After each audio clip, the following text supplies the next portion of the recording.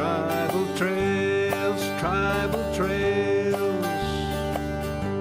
The Son of God, He's near. He chose to walk with us these tribal trails. Elaine, it's good to talk with you again. The last time we talked, you were telling us about how God had brought you through difficult childhood and teenage years, and then even as an adult, you were struggling with the effects of an abortion, one forced on you and then one that you chose, and then how God brought healing into your life and brought you to a place where not only could you start to heal with and deal with your own issues, your own pain, but now that you want to help others as well. And He led you to a specific organization that you'd like to join. Yes. It started even way back when I went to KBI. Like I talked about it a bit already about the first year. And then He called me back again with my teenage sons. I did graduate from there, from Keewatin in 2001.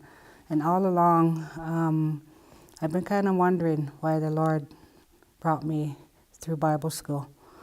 Later on, the Lord did reveal it to me. In order for anyone to join a missions organization, they need some Bible school education. That was actually the last thing on my mind, was to join any mission. But I started sensing a call on my heart to join the mission of United International Mission. And how I knew them was going to introduce to them was when Mom sent us to Native Bible camp. And I've known the people on the UIM staff for many, many years. And I also like to say too, they were a big part of my my healing journey.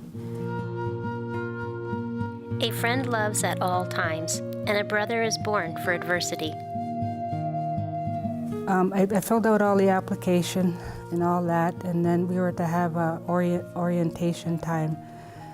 Anyways, we were to be over there for about a week or so. There was still something that wasn't quite right in my spirit. It's something heavy, and I couldn't put my finger on it. I started speaking to the Lord, asking Him, or telling Him where my heart is at. And all the Lord said was, Elaine, trust me. I said, okay, you know I trust you. I do. So we went on this trip, just went to Phoenix, Arizona. It was an older couple that picked me up at the airport, and then they were to take me to church with them the next day. They had this grandson, Brandon was his name, cute little guy, just blonde hair, blue eyes, and just a baby. It was just so full of life. And anyways, I had to sit in the back seat with him in his car seat. And then all of a sudden he just started staring at me. And for some reason that made me feel really, really uncomfortable. And it started bringing pain to my heart. And he's reaching out his hands, and he wanted me to hold his hand, and I'm looking at him and sort of like, what do you want, kid? And it was just something in my spirit that was just, something wasn't right. And I couldn't figure it out, you know. And so we went to church, and then after church, we went out for lunch, and then he ended up sitting beside me and playing with his toys and all that, and then he wanted me to play with him, and he just kept staring at me. I had to look away. And I said, quit staring at me, kid. I don't like how you stare at me. So anyway, that was on Sunday. And then a few days later, during the orientation, we were to have our lunchtime. The grandpa there, he brought his grandson again to this luncheon. And we're all ready to sit down and everything. And then this little boy, he sees me. And then wherever I went, his eyes went. And I said, kid, what do you want? So his grandpa sat him down, and I just sensed the Lord wanted me to sit with them. And I said, no, I'm not going to sit with them. No, not going to happen.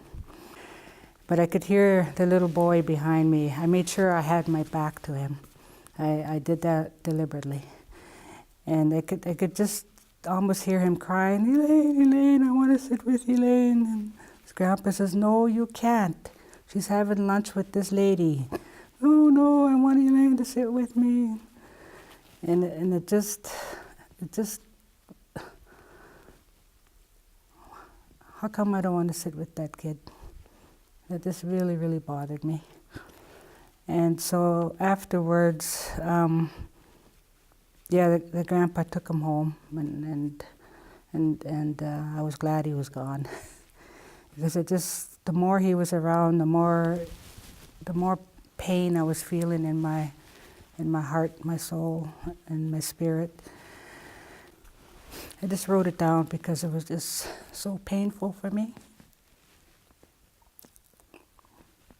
But anyway, started going for a walk with the Lord, pondering about why I was avoiding Brandon.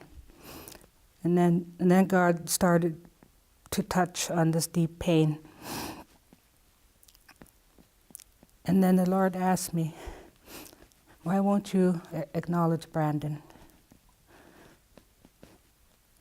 He said, I even asked you to sit with him and his grandpa, but you disobeyed. And I said, yes, Lord, I know you wanted me to sit with him, but there's something about him. He reminds me of my second baby. Then the Lord asked again, why won't you acknowledge him?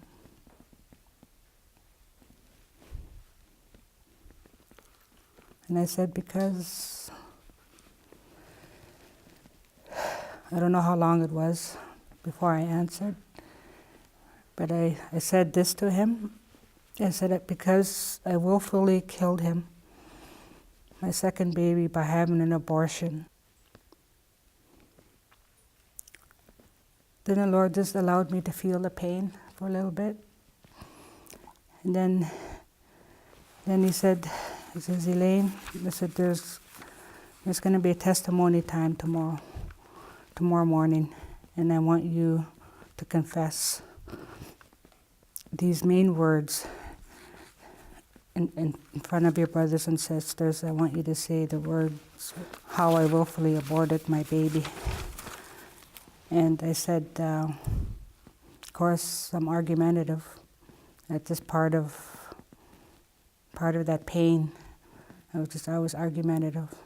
And I said, well, why can't it just be you and I? You know. You've always known all along anyways, but why can't it just be you and I? Why do I have to confess in front of all my brothers and sisters in the Lord? And so I wrestled with that all night. All night I wrestled with that.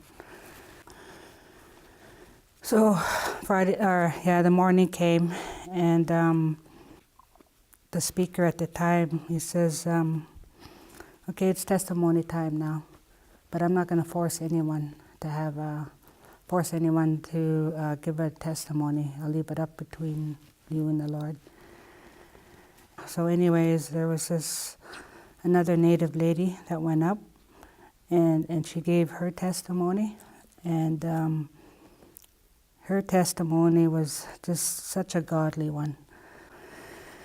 And I started feeling shame in my heart, and I said, I can't go up. I mean, their testimony is so perfect compared to mine. my testimony so ugly. And then the Lord said, Elaine, quit comparing.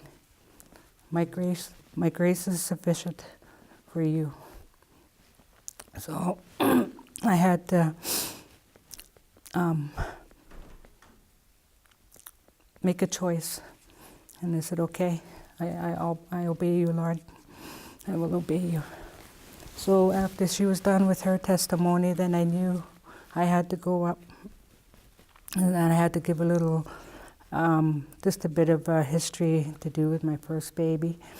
And then I got to talking about my second baby. And so there I was, I just standing up in front of all of them, and they're all sitting down and watching and listening. And I had to say, I have to tell you, my brothers and sisters, that I willfully killed my baby. And I want to tell you how sorry I am. I rejected my baby. And then, as painful as that was, to confess that there was also a lot of freedom that went with that. And it just felt like, it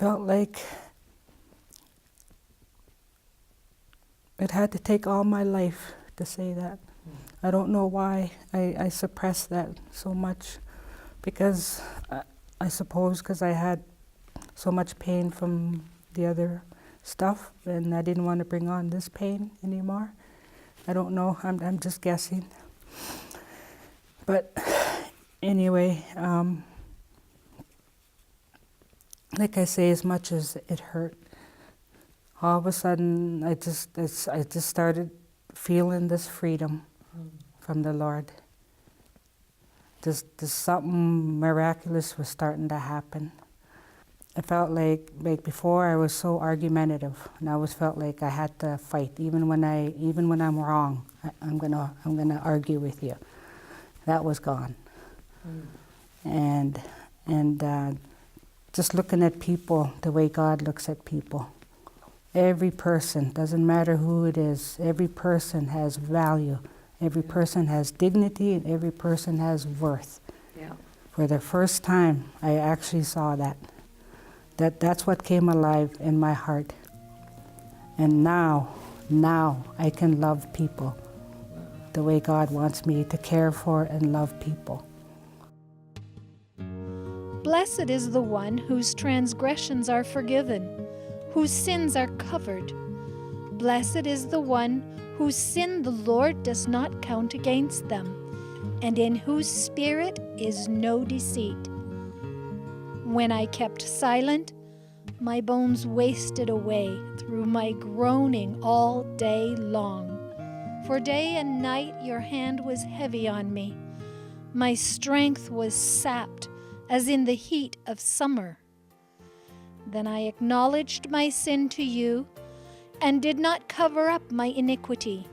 I said, I will confess my transgressions to the Lord, and you forgave the guilt of my sin. Who breaks the power of sin and darkness, whose love is mighty and so much stronger, the King of glory, the King above all kings, who shakes the whole earth with holy thunder, who leaves us breathless in awe and wonder, the King of glory, the King above all kings. This is amazing grace. This is unfailing love, that you would take my place, that you would bear my cross. You lay down your life, that I would be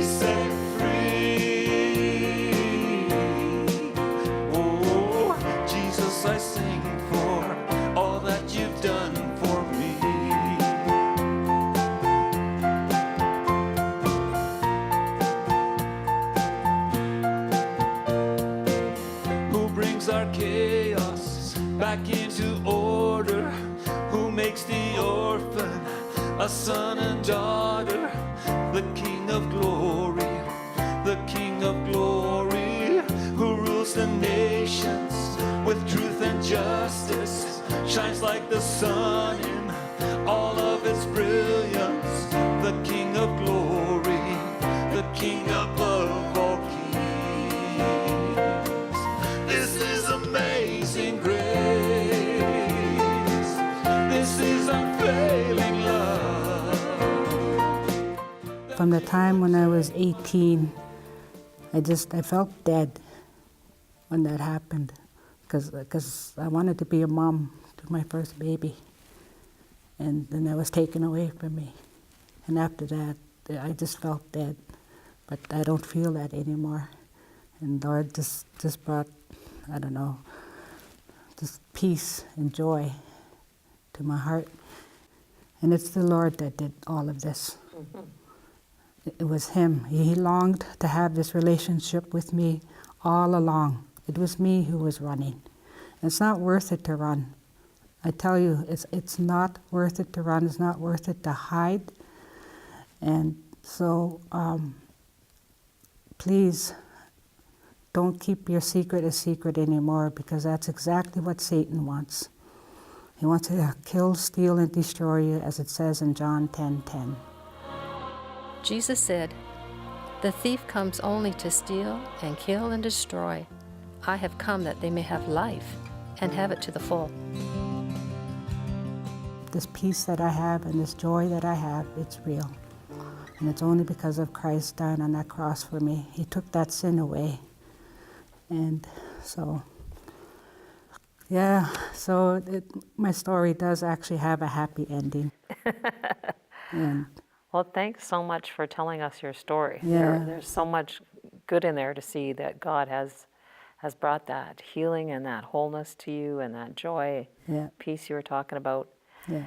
You already started to do this a little bit, but I'm wondering if there's anything you can recommend for the people who are now suffering from the effects of having had an abortion. Right.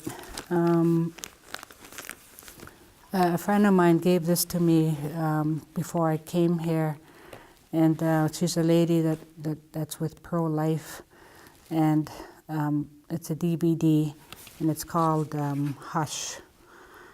And basically that talks about the long effects of what happens to a woman's body after they have the abortion. And then just the doctor's views, the nurse's views, and it just this really good DVD to go through. So what do you wish you had known before your abortion that you know now? First of all, I wish that doctor was more compassionate. It would have never have happened if he was more compassionate. I wish he would have said, "You should go talk to your parents," or something like that, but he didn't. And I wish he would have said, if you have this abortion, there's going to be a lot of pain that will go with that. You're going to have regrets, and shame and guilt will follow that. I really wish he would have said that. And if he'd have said that, you probably would have made a different decision. I would have probably went to my parents, as scared as I was. Or even at least tell one of my siblings, tell somebody in my family that I was pregnant. But I didn't. And having had the abortions, do you think that affected the way you mothered the sons that you eventually had? Yes, very much. I felt like that got taken away with my first baby. My heart was so full of hope and joy, and I was ready to have the baby and keep him. And when that happened, it just felt like everything went dead. My care for other people, or even for my own kids, and the love for them, I loved them, but I didn't know how to love them anymore.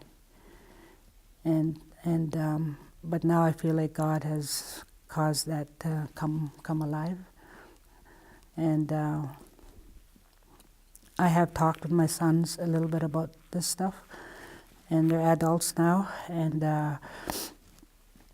one of the lies that I believed was they would hate me, and that's not the truth at all. They love me, and we have a ongoing mother-son relationship. Oh, good. Yeah. Do you have anything that you would want to say to men? Yeah. I know there's men out there who didn't want their girlfriends to have, or wives, whatever the case may be, they didn't want them to have an abortion. And you're suffering too.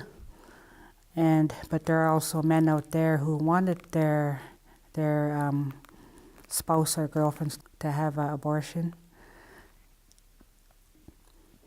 I believe it's being suppressed in your heart, and you're struggling with it, and there is pain, and because that was a life that you chose to abort, just to take responsibility for it. I think that's the key for everyone, to take responsibility for our choices, and not keep blaming others. Don't blame society. Don't blame our parents. Don't blame our past. Just take responsibility for what happened, and God will meet you.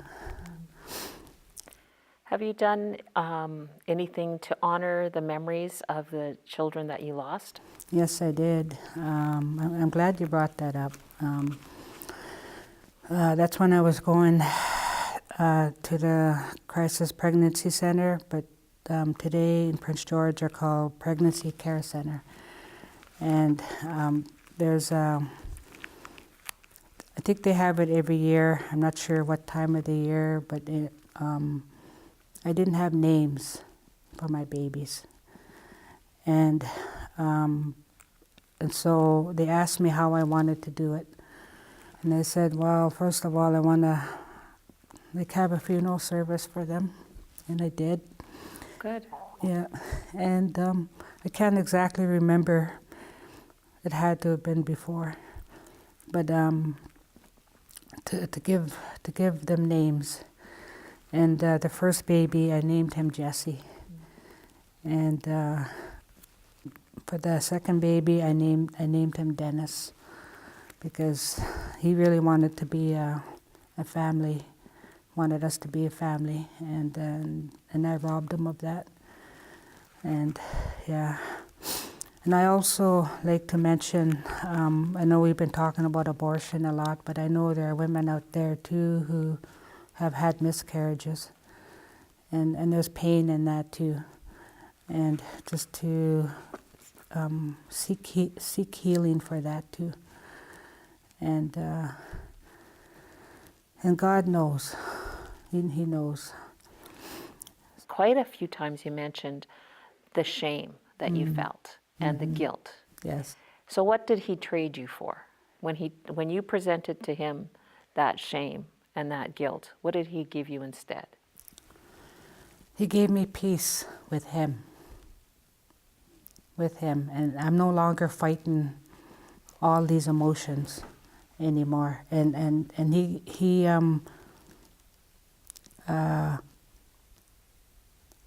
the forgiveness, I just knew He forgave me. And I no longer had to feel the guilt, the shame, and the pain of any of that anymore, and to accept that forgiveness and the peace that comes with that. And I just feel like because of that, I just feel like I'm at peace with anybody that's around me now. Because before I just used to try to fight everybody off and just give people a hard time, whatever. But no, that's not who I am. That's not who I am. And I just want to give people hope that there is healing, and you can have peace, and you can have forgiveness with the Lord. He's the only one who can give you that peace and that joy, not the ways of the world. I know I've done all of that some of you have tried. You tried suppressing it with the alcohol and the drugs and going into different relationships and it doesn't even have to be the bad stuff. It can be like being a workaholic or going into sports or watching too much TV or overeating. You're just doing everything you can to suppress that pain, and that's never going to fulfill you. Only Christ can fulfill you. Jesus said, "Peace I leave with you, my peace I give to you. Not as the world gives do I give to you. Let not your heart be troubled, neither let it be afraid." Thank you, Elaine, for sharing your story. Elaine's testimony is such an encouragement, how God works in our hearts and brings us to victory over sin, hurt, and pain. Jesus Christ gave us his peace. Don't continue to hide your secrets and run from God. Come to him and submit all your pain. He will give you peace. If you would like further information about pregnancy, abortion, and how to deal with it, call us and we will help you on your journey. When the weight of this world crashes down on you, God will listen to you. When the sky turns black and your thoughts turn blue, He will listen to you. He will listen to you. Always listen to you. He understands how His children feel. He will listen to you. When a light explodes in a world gone wrong, God will listen to you. And your heart beats strong with a grateful song. He will listen to you. He will listen to you. Always listen to you. He understands how His children feel. He will listen to you. When the river of tears cannot be contained, God will listen to you. You're like a drowning man in the pouring rain. He will listen to you. He will listen to you. Always listen to you.